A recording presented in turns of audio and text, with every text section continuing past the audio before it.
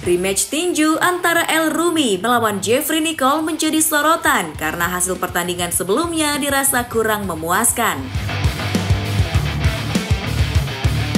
Ternyata keputusan El Rumi menerima tanding ulang tersebut belum diketahui oleh kedua orang tuanya, Ahmad Dhani dan Maya Estianti. Menurutnya, orang tua masih sedang disibukkan dengan persiapan pernikahan putra sulung mereka, Al Ghazali. Meski demikian, El optimis kedua orang tuanya akan tetap mendukung keputusannya untuk bertanding tinju lagi. Orang tua perempuan mungkin pasti khawatir lebih tinggi ya. Cuman ya mungkin Bunda juga orang tua yang suportif, orang tua yang mensupport hobi anaknya. Ini kan juga sebuah hobi ya. Betul. Mau gimana pun, walaupun ini berantem, tapi kan ini juga sebuah olahraga.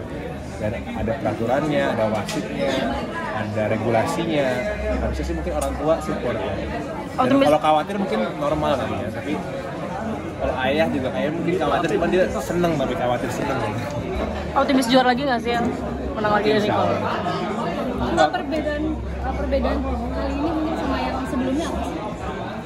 Kalau memang jadi nggak pakai headguard ya mungkin perbedaannya nggak pakai headguard. Yang menurutku salahnya pakai dan nggak pakai headguard adalah sebuah perbedaan yang cukup signifikan ya, karena kalau pukulan kena kepala aku kemarin nyobain juga nggak pakai dan nggak pakai memang bedanya agak lumayan jauh. Jadi tergantung nantinya pakai apa enggak.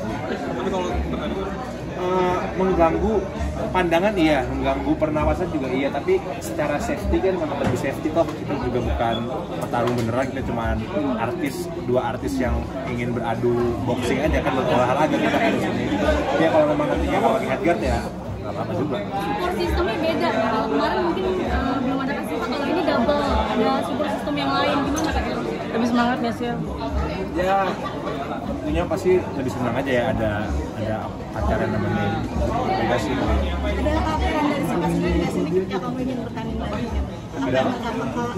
Kemarin kan itu ngomel gitu. Bilang katanya khawatir sama Karel, gimana tuh Karel? Tinju mulu katanya. Dia kemarin aku tunjukin video aku dulu pakai ban aja, dia udah takut gitu kan ya, tapi namanya juga perempuan, namanya juga khawatir, normal aja. Tapi ya dia bilang katanya yang penting kamu banyak latihan aja. Itu jadi alasan mau jadi pertandingan terakhir untuk Siva juga atau gimana? Enggak sih, karena emang udahlah kayak tinjunya mungkin ini yang terakhir. Kalau juara lagi pasti ketagihan lagi dong buat tinju lagi, gimana nih? Kalau menang lagi? Enggak juga sih kayaknya. Entar makanya tergantung lihat nanti juga, kayak kemarin kan aku bilang mungkin terakhir, tapi ternyata Nicole nantangin lagi. Jadi ternyata menarik juga. Tapi kalau aku sih mungkin ini pertandingan terakhir yang beneran ya, mungkin. Tapi buat kasih tanda khawatir itu gimana cara nyampainya? Buat izinnya gimana sama Siva supaya nggak kasih gimana menanginnya gitu. Ya dengan menunjukkan banyak latihan aja, tentunya kan dengan banyak persiapan berarti akunya lebih siap. Jadi kalau mungkin aku nggak banyak latihan, mungkin dia lebih khawatir ya, berarti lebih banyak persiapannya aja. Siva juga sendiri Lari bareng kan sekarang kan jadi lebih hidup sehat nih. Tapi bener gak sih sekarang jadi lebih hidup sehat kan? Apa ya? Kalau tinju ini sih ya, dalam 2 bulan ke depan mungkin atau bulan terakhir juga aku sudah menerapkan disiplin tidur cepat itu sih, mungkin karena aku juga nggak pingin pas tanding stamina jelek atau kekurangan persiapan. Jadi ya memang ini semua demi pertandingan tanggal 9 nanti sih aku membenarkan, mendisiplinkan diri lah. Apa yang dirasa setelah menjalani hidup yang sehat ini? Seger ternyata, kayak bangun jam 7 pagi, merasakan matahari pagi, terus CFD lah atau lari pagi. Ternyata memang hidup sehat lebih seger. Kalau dulu emang kayak gimana Rel? Dulu ya maksudnya standar lah, paling tidur jam 1, bangun jam 10. Sekarang mungkin lebih tidur jam 10, bangun jam 7, tidur lebih awal dan bangun. Dan aku sih ngerasanya lebih produktif aja sih. Pagi itu lebih produktif. Jadi morning person gitu ya? Iya, jadi morning person. Aku seorang morning person, aku pagi lebih aktif. Oke, El, mungkin untuk persiapan Al sendiri gimana El? Emang gitu. Berapa jauh sih? seminggu lagi nih Kakak nikah. Berapa jauh? Nggak, aku jujur kurang terlalu ikut persiapannya juga sih. Aku cuma dikasih tahu rangkaiannya doang, terus aku ngapain aja. Pun hari ini ada JR, aku juga nggak ikut karena ada preskon. Tapi insya Allah semuanya udah lancar, dan aku lihat, aku juga bulan lalu sempat agak ragu nih, banyak acara siap, tapi ternyata aku nggak sebulan ini programnya cukup baik sih. Insya Allah mereka siap.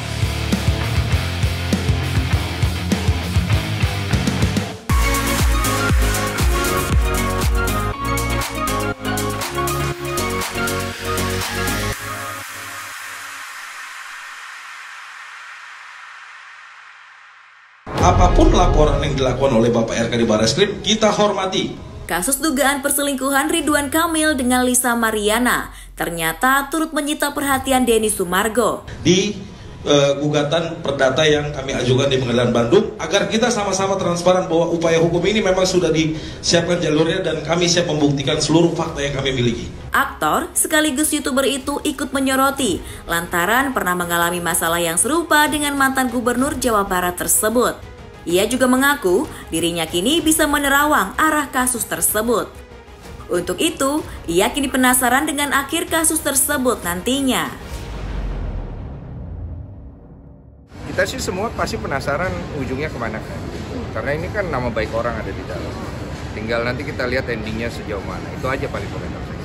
Tapi melihat keduanya ini bisa dibilang saling lapor nih Ko, dari pihaknya LM dan juga pihaknya Pak RK juga. Gimana nih Ko, apalagi yang pernah ya mengalami dari kasus serupa. Saya nggak mau terlalu banyak komentar, karena saya pikir ini akan menjadi sensitif ketika saya terlalu banyak komentar gitu. Saya hanya berdasarkan pengalaman aja, tadi saya menyampaikan beberapa hal, kita paling pengen tahu endingnya aja. Cuma kalau komentar lebih jauh, saya pikir lebih baik jangan, supaya jangan sampai akhirnya membuat tambah panas lagi gitu. Nanti saya jadi kena masalah, kan nggak bagus juga. Oh, sempat rencana ngundang atau katanya belum ngangkat dari podcast?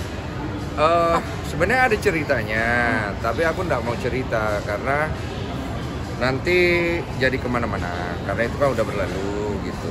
Jadi sekarang kita paling saya memposisikan diri sebagai netizen aja, masyarakat yang ngelihat isu ini gimana endingnya gitu. Tapi ada rencana ingin mengundang? Kalau rencana waktu itu memang sudah ada beberapa kesempatan, cuma saya nggak mau cerita lebih jauhnya karena itu kan udah berlalu ya, nanti terlalu kemana-mana gitu. Ini kan masalahnya cuma kita pengen lihat endingnya kemana aja. Itu aja. Ya senang aja, akhirnya bisa merasakan experience sebagai bapak, terus punya pengalaman sendiri gitu. Selama ini kan ngelihat orang doang gitu, dan akhirnya dikasih kesempatan sama Tuhan untuk jadi bapak, itu buat saya satu pengalaman yang sangat menyenangkan sekali gitu. Dan masih panjang perjalanan saya kan gitu. Anak saya masih usianya sekitar 10 bulanan, sebentar lagi ulang tahun, masih jauh gitu. Semoga Tuhan memberikan saya dan istri umur yang panjang dan kesehatan serta rezeki, supaya kita bisa menemani anak kami sampai usianya cukup matang ya, dan kita bisa ngelihat anak kami kemudian bisa memberikan manfaat kepada banyak orang, bisa memegang nilai-nilai keluarga Sumargo dengan baik, membanggakan lah gitu loh buat kita sebagai orang tua sebelum kita akhirnya kembali ke pangkuan Tuhan. Perkembangan Banget, standar lah. Menurut aku setiap anak itu pasti nyenengin lah buat orang tuanya. Perkembangan dari nggak bisa ngomong, kemudian bisa ngomong, nggak bisa merangkak, terus dia bisa ngerangkak sendiri, terus dia coba untuk berjalan, terus dia jatuh. Tapi memang kalau dari karakter udah mulai kelihatan sebenarnya anaknya pantang menyerah. Kalau jatuh dia coba sendiri berdiri lagi. Terus kekeh ketika dia ada yang dia mau, dia anaknya kekeh banget dan energinya gede. Anaknya tuh aktif banget, bahkan di tempat dia bermain sama teman-teman seumurannya dia yang paling aktif gitu. Gurunya lagi nerangin, murid yang lain itu pada menjauh dari gurunya, dia malah nyamperin gurunya megang apa dia mau pegang juga, rasa ingin tahunya gede. Udah disekolahin sejak dini ya kok untuk mungkin gimnastik? Apa ya kalau istilahnya ya motorik aja sih, lebih ke motorik dong. Lebih ini nggak sih kalau lebih ke nggak punya babysitter apa mungkin bener-bener pengen berdua aja sama si Olive untuk babysitter ada yang bantu kita juga untuk ngurusin keperluan kayak susunya, nyiapin susunya dan lain-lain ya. Nanti selang-seling tuh, karena kebutuhan dari ibunya tetap ada, kebutuhan dari bapaknya tetap ada. Jadi bertiga nih yang handle gitu. Ada tetap babysitter ya. Perubahan terbesar apa sih kalau mungkin sejak akhirnya Biel dari hidup Kohar? Perubahan terbesar? Gue baru tau gue gak mandul ya. Karena gue sempat berpikir gue mandul. Iya. Takut banget gue. Itu aja. Menghantui selama berapa tahun tuh kok? Iya menghantui, karena kan dulu kan gue bandel ya.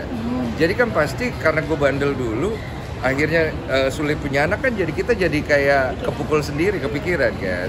Ya itu yang gue syukurin sih. Jadi sampai ini ke dokter segala macam. Sampai cek dan ternyata memang kualitas sperma saya emang nggak bagus. Dan banyak sekali orang-orang kan takut ngelakuin apa yang saya lakukan, apalagi laki-laki karena ada pride ya. Pride, malu, dan harga diri. Cuma saya pikir pride, malu, harga diri ini udah nggak penting. Lebih penting adalah kebahagiaan istri saya dulu. Karena biar saya malu, biar saya jelek nggak apa-apa. Yang penting istri saya bisa bahagia. Tapi berarti sempat kena mental ya kok? Kena mental juga, kepikiran. Soalnya 4 tahun itu nggak ada yang berhasil ya, gagal mulu, keguguran berkali-kali. Ngelihat istri juga dikuret mulu itu kan kasihan. Gitu. Jadi aku kayak mentalnya tuh benar-benar kegoncang juga gitu. Mikir, tapi mungkin sekarang karena gue lebih banyak berdoa aja, jadi lebih.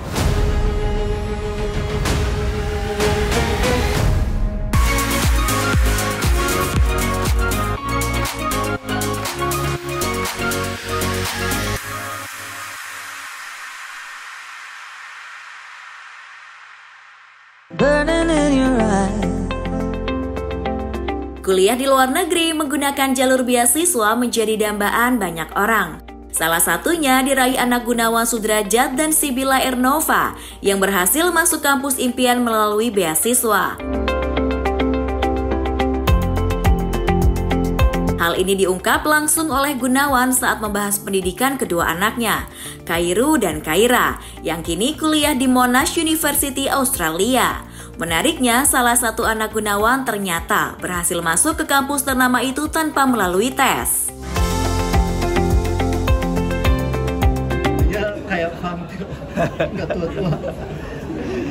Ya mensyukuri, jalani aja, nikmatin hidup. Kita penting besar ya. Oke. Ya. Gunawan, kita mau ada nih soal perkembangan anak-anak ini, mungkin kemarin seperti apa kan, dua-duanya tes di luar negeri dan lulus tuh, mungkin itu prestasi juga buat anak-anak, seperti apa? Yang pasti happy ya, bangga lah. Alhamdulillah dia bisa mengikuti dan menjalani seluruh pelajaran studi yang di sana, dan hasilnya sekarang alhamdulillah juga ternyata hasilnya cukup baik. Cukup baik. Kemarin proses tesnya itu seperti apa sih Om? Kira-kira kalau boleh diceritain? Jadi anakku untuk kelas 3 itu SMA ya. Dia apply untuk university, ternyata dari apply nilai tersebut dia mencukupi, tetap mengikuti tes juga. Jadi dia after ikut tes dipanggil, dan untuk masa adaptasi itu dia harus mengikuti diploma dulu di satunya lagi. Udah, akhirnya dari program tersebut dengan nilai yang bagus lulus, masuk. Untuk jurusannya mungkin Om, dua-duanya pilih fokus kemana nih Om? Kalau anakku business finance, yang cowok, yang cewek itu marketing. Itu memang dua-duanya memang punya ketertarikan di bisnis atau mungkin seperti apa? Kayaknya sih ya. Karena mungkin ikut kakeknya. Ikut kakeknya, nggak ngikut bapaknya. Bapaknya nih sebagai. Bapaknya lagi belajar juga untuk bisnis juga. Mungkin berat nggak sih untuk melepas anak ke luar negeri? Pasti berat lah ya. Sekarang tadi baru ditelepon sama anak, papa lagi apa gitu. Lupa, aku lagi pusing nih, kenapa? Aku banyak tugas banget dari universitinya dia gitu. Terus sekarang juga karena universitinya ini sekarang lagi naik tingkat, jadi studinya juga masuk pelajarannya, materi pelajarannya itu di up lagi gitu. Jadi agak lagi hektik banget, dia bilang, Pak aku lagi pusing ya Pak ya, nanti aku telepon lagi ya Pak. Berarti bapaknya iya, ke ibunya juga iya, balance. Lebih ke apa kalau bapaknya curhatin anak-anak? Kenapa? Lebih curhat apa nih mungkin dari anak-anak? Kalau anak-anak sih banyak pelajaran sekarang ya.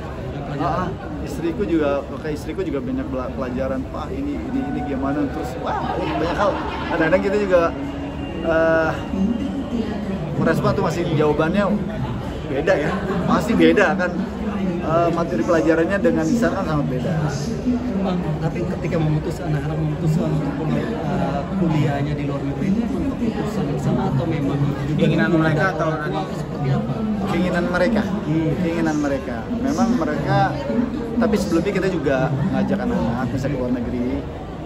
Terus apa ngajak luar negeri. Terus yang alhamdulillahnya anak-anakku ini lebih banyak mereka survei ke university, kayak contohnya kemarin tahun lalu kita ke Amerika gitu, ke New York, dia lihat ke Columbia, terus dia after itu mau lihat lagi ke Boston, ke Harvard dan sebagainya.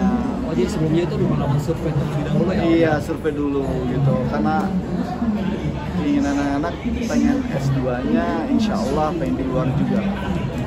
Dari orang tuanya? Saya komunikasi selalu sehari itu 3 kali telepon ya. Jadi saya juga tahu diri ya. Misalnya dia nggak angkat telepon, oh ini pasti lagi sibuk. Kayak tadi, Pak sebentar ya, cuma sebentar aja Pak ya, aku baik tugas nih, capek lelah ya udah. Tadi keinginannya nyusul atau anak-anak pulang kalau pengen bertemu? Kalau ketemu pasti nyusul kita ke sana. Kita lihat juga kondisinya seperti apa. Kayak insya Allah bulan Juli itu istriku yang nyusul ke sana. Karena aku nggak bisa ikut. Aku ada, insya Allah ada kegiatan lain, ada syuting. Kayaknya mungkin ada. Jadi Om Gunawan sama istri memang udah mempersiapkan jadwal khusus juga ya? Iya, tadinya bulan Juli ya. Itu setiap tahun emang ada jadwalnya Om? Setiap tahun kita usahakan 2 kali ya. Kita nengok. Atau nggak misalnya anak libur panjang, anak kesini. Om sukses buat anak-anak dan juga Om dan istri. Om, ini kan netizen juga selalu salut nih dengan Om Gunawan ini selalu tampil awet muda di usia seperti ini. Mungkin rahasianya apa sih Om Gunawan? Rahasianya mensyukuri aja, menikmati dan juga banyak berdoa lah ya. Banyak, alhamdulillah saya muslim, banyak berdoa. Tapi Om Gunawan sendiri tipe orang yang memang giat juga berolahraga dan punya schedule tersendiri untuk olahraga itu seperti apa? Makanya kalau olahraga saya setiap hari ya. Saya juga kadang-kadang bingung, seneng banget sama lari nih. Lagi seneng, happy banget lagi lari. Jadi yang tadi pagi itu 10 kilo, sebelumnya itu sekitar 5 kilo. Lari. Itu dilakukan tiap hari ya? Dilakukan tiap hari, hampir tiap hari. Ada perawatan khusus ya?